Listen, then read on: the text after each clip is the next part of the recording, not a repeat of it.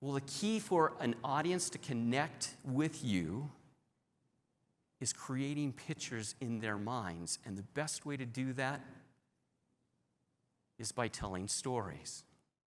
We don't make decisions in our lives completely based on logic. Most of them we make as a matter of our heart. Right?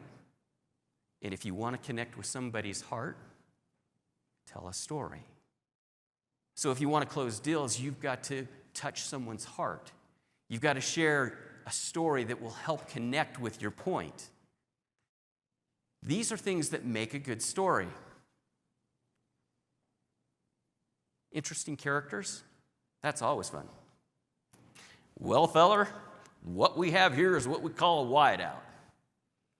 Yep, that's part of my speech. It's a character in my speech.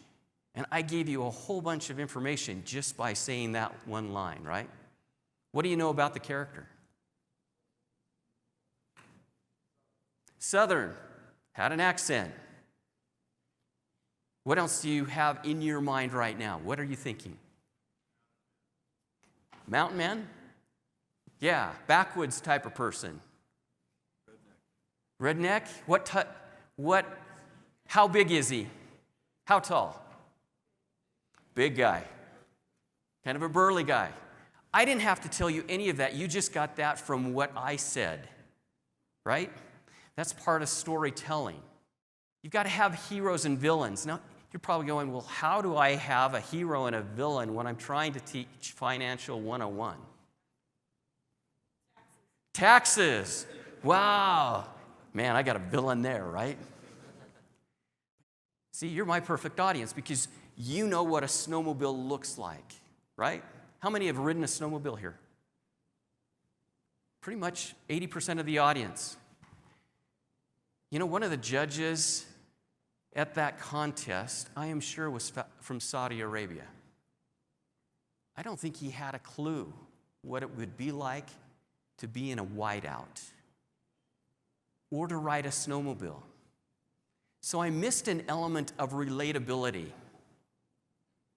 This is something that is really key for you because you've got to get out of your mindset and you've got to think about your audience. You've got to put yourself in their shoes because what you're going to share with them and what you're going to talk about, you've got to think from their perspective. So great storytelling and great speeches have these elements. First, you've got to have a conflict. Person to person is typically the one that we run into, but there's also this person to an organization. And that's one that you'll face immediately. A conflict between you representing the organization and the person that you're talking to. Remember, it's not about you. It's about what that person is thinking. Anything that you do that confuses them or distracts them will actually cause them to lose your message or not hear it at all. One day I was giving a speech and my tie was crooked. It was to the side. I had an audience person in the back going like this for the first 10, 15 minutes.